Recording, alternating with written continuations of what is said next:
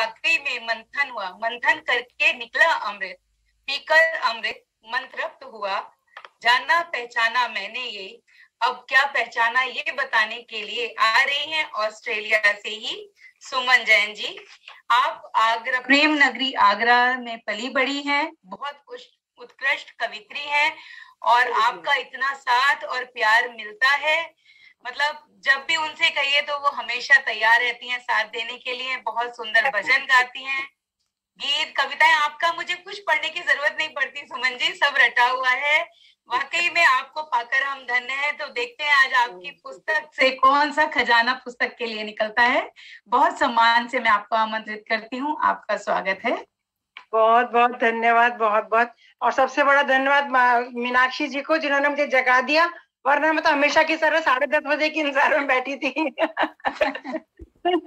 Miss हो जाता। बहुत बहुत, इतना प्यारा, मैं कुछ भी नहीं, सच्ची में नहीं लिखती, आप तो इतना बड़ा चढ़ा के बता देते हो, तो मुझे लगता है कि मुझे कुछ करना चाहिए। मुझे ये भी नहीं मालूम कि आप लोगों के समझ में आता भी है कि नहीं, मैं आप तक पहुंचा पाती हूँ कि नहीं भाव अपना।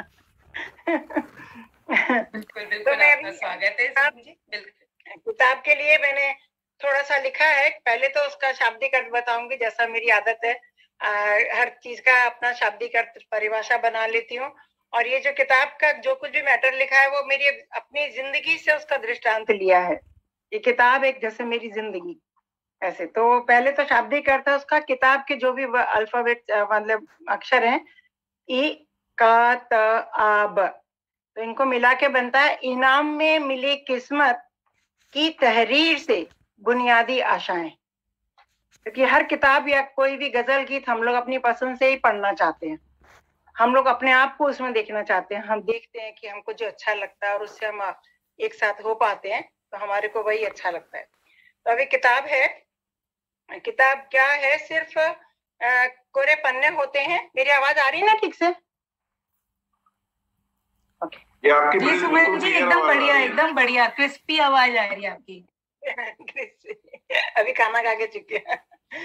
तो किताब क्या, खाली पन्ने होते हैं, उनके ऊपर कागज होता है खाली, फिर लाइनें खींची और फिर कुछ लिखते हैं, तो लिख के वो बुक बन जाती है किसी भी विधा में। तो वो किताब है कि कुछ खाली पन्ने, उस पर खींची लाइनें, जिस पर जिसके जो मन में आया लिखता चला गया।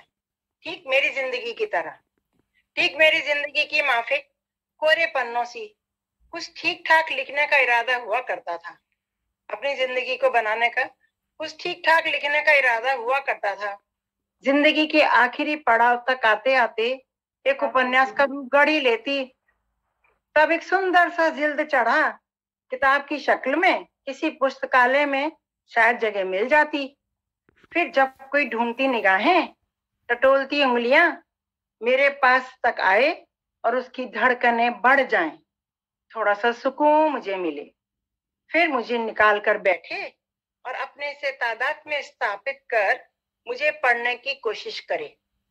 किताब खोले, हर पृष्ठ, हर लाइन जिसमें उसका अक्स नजर आए, हर पृष्ठ, हर लाइन जिसमें उसका अक्स नजर आए, उसकी आंखें द्रवित हों, आह निकले उसके, होठ मुस्कुराहट से भर उठें, बस सफल हो जाएगा मेरा जीवन। पर ये सब तो तब होता ना जब मुझे कोई लिखने देता, ये सब तो तब होता जब कोई मुझे लिखने देता, मुझे मौका मिलता किताब बनाने का। जिसकी जैसी मर्जी आई, लाइनें खींची और कुछ भी लिखा और चलते बने। मेरी जिंदगी को जिसने भी जैसा गढ़ा, जो लाइनें लिखी और चलते बने। यहाँ तक कि अपना ज्यामितीय ज्ञान दिखाने में भी पीछे नहीं हटे। मैथ्स की बुक, यहाँ तक कि अपना ज्यामितीय ज्ञान दिखाने में भी पीछे नहीं हटे। जिंदगी का गुणा भाग खुद ही कर दिया और उसको बराबर भी कर दिया, बराबर करने में भी नहीं चूके। मुझे तो किसी अंक में रखा ही नहीं, मेरी तो जगह किसी अंक में थी नहीं, मुझसे तो कुछ पूछा ही नहीं तुम्हें क्या चाहिए, रखा ही नहीं, लिखते रहे मुझे अपने मन माफिक। और जब नहीं लिख सके तो किताब अच्छी नहीं है कह के रद्दी की टोकरी के हवाले कर दिया।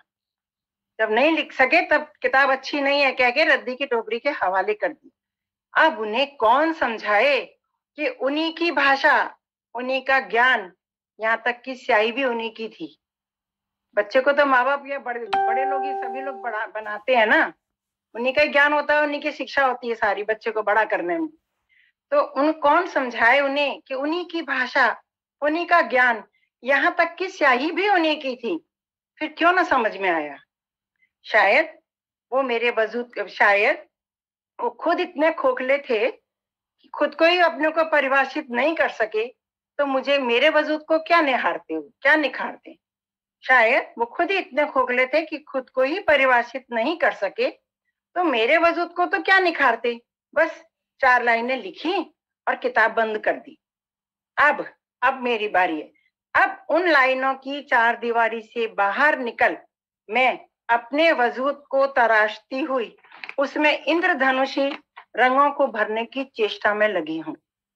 अब मैं उस 4 दीवारी से बाहर निकल अपने वजूद को तराशती हुई इंद्रधनुषी रंग भरने की चेष्टा में लगी हूँ, इस प्रयास में कि विषय, भूमिका, कथानक चाहे जैसे भी रहे हों, पर निष्कर्ष, उद्देश्य तो प्रेरणादायक, सकारात्मकता से भर जाए, बार बार पढ़ने लायक हो सके, कुछ ऐसी किताब का रूप देने की कोशिश में मैं लगी हुई हूँ।